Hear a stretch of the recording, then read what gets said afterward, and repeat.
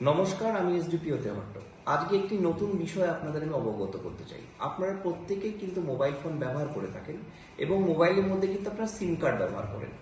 আমরা দেখতে পাচ্ছি বেশ কিছুদিন যাবৎ কিছু ক্রিমিনাল সেই সিম কার্ডগুলো কিন্তু বিভিন্ন উপায়ে ফ্রড করছে।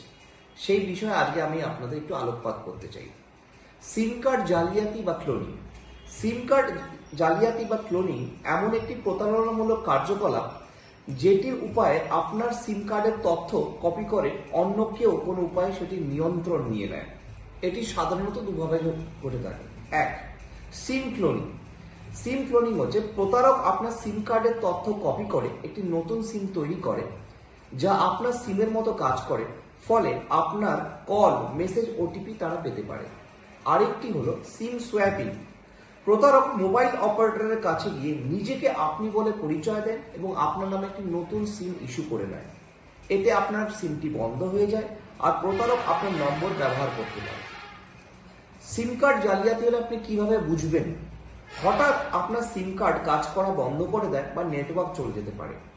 আপনি কল বা মেসেজ পাচ্ছেন না, অথচ অন্যরা বলছে আপনার ফোন চালু আছে। ব্যাংক বা অন্যান্য গুরুত্বপূর্ণ অ্যাকাউন্ট থেকে অজানা লগ ইন নোটিফিকেশন পাওয়া, অনাকাঙ্ক্ষিত আর্থিক লেনদেন ও ওটিপি মেসেজ আসা, এইগুলো লক্ষণ আপনারা কিন্তু যখন দেখবেন তখন বুঝবেন আপনার সিম কার্ডটি কিন্তু জালিয়াতি হয়েছে বা আপনার ফ্রড হয়েছে। সিম কার্ড ক্লোন বা প্রতারণা থেকে বাঁচার উপায়: ব্যক্তিগত তথ্য গোপন রাখুন, কারোর সঙ্গে ওটিপি ও ব্যক্তিগত তথ্য শেয়ার করবেন না। সিম কার্ড বন্ধ হয়ে গেলে সতর্ক হন এবং বিনা কারণে যদি সিম কার্ড বন্ধ হয়ে যায় সঙ্গে সঙ্গে আপনি মোবাইল অপারেটরের সঙ্গে যোগাযোগ করুন।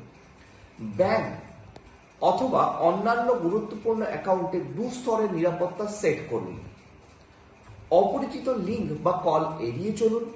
নিয়মিত ব্যালেন্স ও লেনদেন চেক করুন। এরপরে যদি মনে করেন আপনার সিম কার্ড ক্লোন করা হয়েছে বা প্রতারণার শিকার হয়েছেন, দ্রুত মোবাইল অপারেটরের সঙ্গে যোগাযোগ করুন এবং স্থানীয় পুলিশকে কন্ট্যাক্ট করুন। ধন্যবাদ।